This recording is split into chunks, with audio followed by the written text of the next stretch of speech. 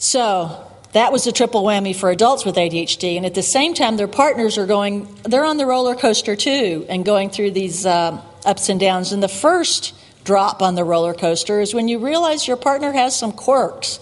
Maybe you didn't notice it in the beginning because the dopamine was flowing with all those feel-good hormones and that new love and the novelty and the excitement of the chase and all that. But then things settle into a routine and things start happening. You realize you had a conversation, your ADHD partner doesn't seem to remember it or doesn't remember it the same way. Like maybe you said, okay, we're not going to buy that big flat screen TV, and what my husband might have heard was, okay, go buy that flat screen TV. The way his wiring was, he would kind of hear what he wanted to hear. It was pretty amazing. And I believed him. He really would hear that. Because, brain signals, sound signals, words, they start out as sound signals and go in our ears. And then they get translated into electrical, chemical messages based on things like dopamine, norepinephrine. And then they travel, through all these circuits in the brain and go to the auditory cortex, auditory processing cortex, where they're processed. That's where we give meaning to what we hear. And so if we can't comprehend the phrase, no, we can't buy that widescreen TV, it's not going to hear that. The cortex is not going to hear that. So in the next step, you might go, well, I'm just going to try to manage the unmanageable here. I'm very organized. I stay on top of things. So what if my partner is, can't process the mail or forgets to pay the bills? I can do it, and that's okay. Each partner, contributes something to the relationship. But as time goes on, it can be harder and harder to manage some of the chaos. It can get a little hard to predict. And then you can start breaking down into a stress-related illness. Anxiety, fibromyalgia, hypertension, maybe for the men, depression. A lot of men married to women with ADD are often have depression, insomnia. And what happens when the first, second, or third baby arrives, especially if that baby has ADHD too. So what are some of the poor coping strategies of the partners? Again, denying and minimizing is real popular all the way around. You kind of don't know what's going on, and you keep trying to make it fit in your existing paradigms of what it might be. Oh, she's working too hard. Oh, he hasn't adjusted yet to a new baby. Oh, he didn't learn how to do all these things in childhood. I used to think, well, my husband didn't learn these things because he was an only child, and maybe you don't have to do as many chores when you're an only child. And so I tried to model some of these behaviors and chores, and I thought he would pick up. But like Dr. Barkley said, they can watch it, but they don't, pick up the behaviors and learn from them. So you can start enabling dysfunctional behaviors, anything to keep, things smooth, and you get to where it's easier for you to take out the garbage instead of having a fight over asking your partner to do it one more time. You can start walking on eggshells if your partner with ADHD has that irritability thing happening, and you can become hypervigilant and controlling because you want to avoid crises. You know that crises are much better handled if you can avoid them, not after the fact. So you're just waiting to see what your partner's going to do, and you're trying to head it off at the pass. And then you can start blaming your ADHD partner. You're selfish, you're careless, you only care about yourself, or you blame yourself for not seeing these things earlier, or not... It's easy to get a little turned around because you might be angry a lot. Some people with ADD are good at provoking, and it's kind of a subconscious way of getting the adrenaline going and self-medicating. And so you can be provoked. And I've seen normally calm people who've mainly not been angry people before this time in their life become real angry, yelling, and sometimes violent people, throwing things. When I want to break up the tension in the partners group, I'll say, what have you been provoked to do, to throw? What have you thrown?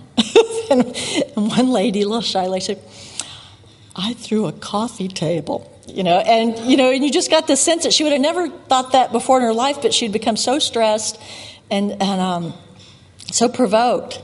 And if you have ADHD, all you know is you're partner's going nuts, and going off all the time. And so you think your partner has the problem, when really you're both dealing with ADHD and you don't know it's there. So that's the triple whammy for the relationship. The unrecognized symptoms plus poor coping strategies on both sides equals negative feedback for both partners. You're selfish. Well, you're a yelling banshee. It can go back and forth. Partners develop negative ideas about their relationship and about themselves. And finally, those negative mindsets lead to even more poor coping strategies. One thing we hear about a lot is conflict. There's a lot of arguing. And this looks like, if we had pistols in our house, this looks like something my husband and I could have engaged in. If you can't see it, he's bending over to answer the phone and while she's still aiming and hitting the lamp instead of him. And he says, as a matter of fact, you did catch us at a bad time. And some people with ADD will be very defensive about any criticism. And this cartoon kind of reminded me, biting my head off at the least whiff of criticism, and his head is gone. Also, I feel like I'm raising another child. This kid is crawling around the sand while his dad plays with the sand in the bucket. Dad, would you please go back to doing the parenting so that I can do some of the childing for a couple of minutes? And then we talk about denial. He's telling the therapist, look, call it denial if you like, but I think what goes on in my personal life is none of my own damn business. And I have something I wanted to read. One of my favorite books when I was learning about adult ADHD comes from some Canadian experts. And they're not just top Canadian experts, they're top experts on ADHD. And that's Dr. Margaret Weiss and her mother, Gabrielle Weiss, and Dr. Lily Hechtman. And they wrote this great book called ADHD in Adulthood, A Guide to Current Theory, Diagnosis, and Treatment. And here's what they said about denial, and I quoted this in the book. Individuals with ADHD are unaware of the behaviors that provoke negative reactions in others. They are aware, however, that others hover around them nagging. The connection between their behavior and this nagging response remains opaque. The white noise of nagging becomes an ever more distant hum while the patients tune out. Meanwhile, their families turn up the volume, becoming even more angry and controlling. And that's kind of a common pattern. And if you go to a couples therapist with that pattern, they're going to miss the ADHD and they're just going to see the angry and controlling partner. And they're going to say, if you just let up on controlling, your partner will step up to the plate.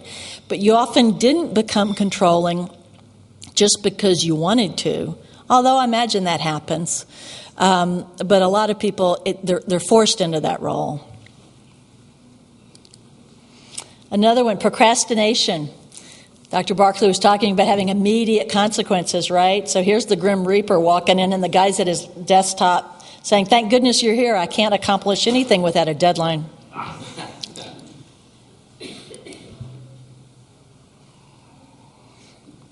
And also, if you're not that clear that you're causing some of these problems, and a lot of, the people I'm talking to today, you are clear. That's why you're here. But a lot of people aren't. And so you can blame your partner for all your problems.